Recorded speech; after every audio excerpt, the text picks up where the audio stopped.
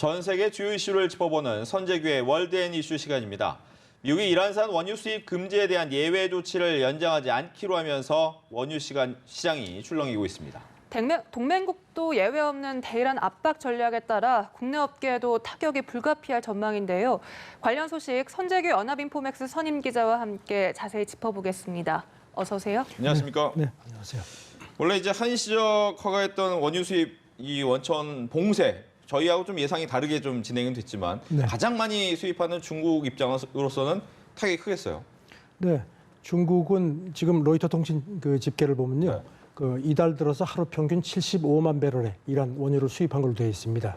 오히려 2월, 3월에 비해서 늘어난 겁니다. 그래서 지금 이란이 지금 현재 수출할 수 있는 원유의 한 절반을 중국이 사주는 걸로 그렇게 지금 이제 추산이 되고 있는데요. 네.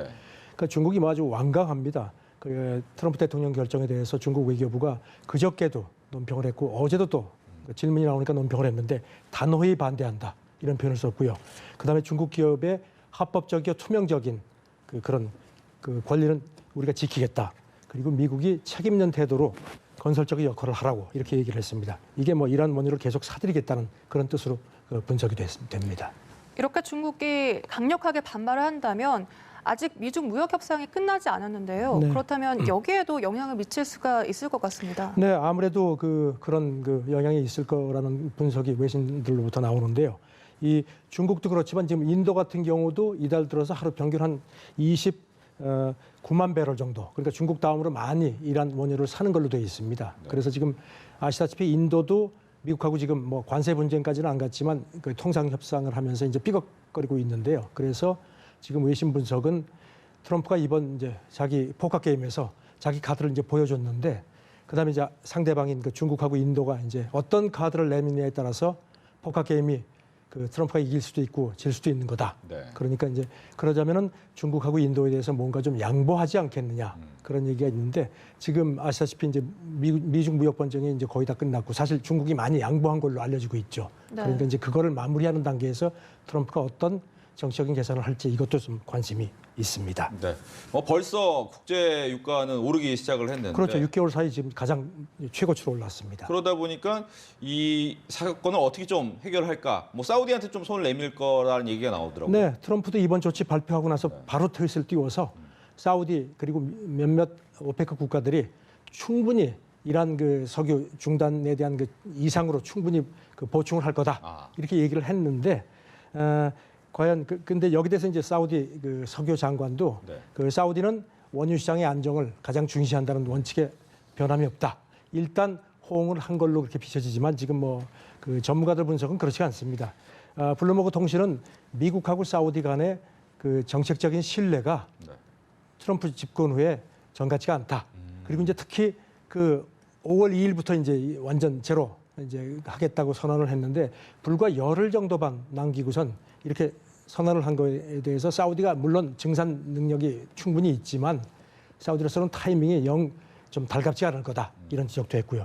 또 오늘 새벽에 로이터 통신이 분석을 했는데 이것도 재미있습니다. 네. 오페크가 아직도 증산에 좀 소극적이라는 겁니다. 예. 지금 자기들이 소식통을 통해서 보니까 이제 오는 6월에 이제 오페크하고 러시아가 만나서 이제 그동안에 감산한 거를 어떻게 할지를 이제 회의를 할 예정인데 5월 예상 산유량도 사우디는 지금 이전에 감산 합의한 수준을 그대로 지킬 것 같다는 겁니다. 물론 이제 관측입니다. 사우디가 지금 트럼프가 뭐 한마디 한다고 전처럼 녹록하게 그렇게 받아들이지는 않을 거다 하는 얘기입니다. 이렇게 국제 유가가 오르고 원유 시장이 출렁이게 된다면 우리 국내 업계에도 타격이 불가피할 것으로 그렇죠. 보이는데요. 네. 어떻게 전망하고 계십니까? 지금 우리는 이제 이번 주말에 워싱턴에도 이제 대표단이 가서 어떻게 하든지 우리 좀 예외를 해달라는 얘기를 하겠다는 게 정부 입장인데요. 예. 지금 미국 쪽에서 나오는 얘기는 예외는 절대 없다는 그런 게 강합니다.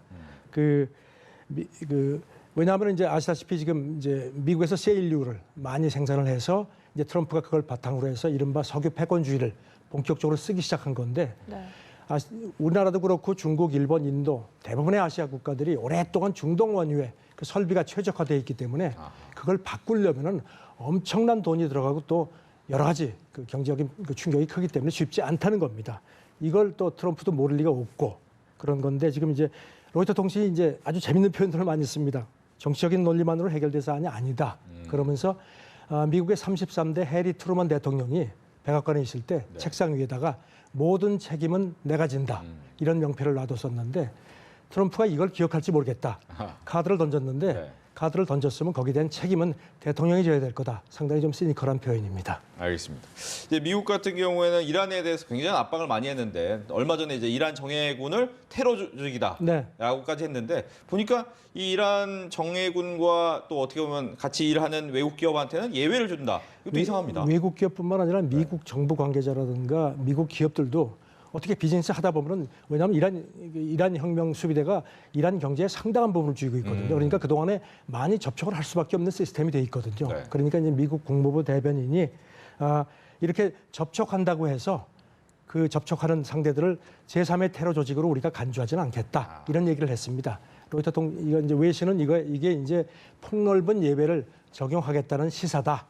그러면서도 그 제대로 하지 않으면은 제재할 수 있는 권리가 있다 했는데 이제 입맛에 맞지 않으면은 가만 안 두겠다는 뭐 그런 얘기 같은데 국무부 이란 특별 대표가 연합뉴스 TV하고 회견을 했습니다. 네. 이제 그랬는데 거기서 한국의 그 이란산 그 콘덴세이트 수입에 관해서 대체할 수 있는 많은 시간을 줬다.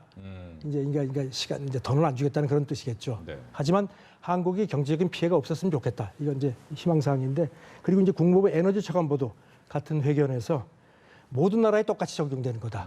이런 얘기를 했습니다. 그러면서 한국만 피해가 있는 건 아니다. 아주 상당히 강한 입장입니다. 그런데 이번 미국의 이란에 대한 이런 강력한 압박, 그 연장선상에서 북한에 보내는 압박이다, 메시지다 이런 분석이 나오고 있거든요. 이런 특별대표가 이제 그 회견하면서 북한에도 어떤 간접적으로 메시지를 보낸 게 아니냐 하니까 이제 거기에 대해서는 직답을 하지 않았는데 그 미국이 얼마나 비핵화라든가 미사일 확산 그 저지의 진지한지를 보여주는 거다. 그런 얘기를 하면서 북한하고 이란이 이 부분에선 선두주하고 네. 그러니까 북한이 했듯이 이렇게 이란이 이렇게 할 수 있도록 놔두려는 게 아니다. 그러면서 전 같으면 안 되니까 우리가 어떤 그런 여건을 바꾼 거다. 아주 강하게 얘기를 했습니다. 예. 이제 이란 입장에서는 원유만이 어떻게 보면 살 길이었는데 네. 이걸 딱 끊어놓으니까 그럼 어떻게 대응을 해야 됩니까? 굉장히 강하게 반박을 하고 있습니다. 호르무즈 해협 봉쇄할 수 있다. 사실 그 얘기는 예전부터 나왔었습니다. 그런데 한 번도 그런 적이 없습니다. 왜냐하면 호르무즈 해협이라는 게 워낙 중대한 그 원유 수송도입니다. 전 세계에서 오가는 원유의 한 3분의 1 정도가 여기를 통과해서 가고 이란뿐만 아니라 사우디, 쿠웨이트, 아랍에미리트, 뭐 이라크 원유가 다 일로 지나가기 때문에 거기를 봉쇄한다면 뭐 이건 좀 그야말로 최악의 상황이 터질 수 있으니까 이란도 알고 있습니다.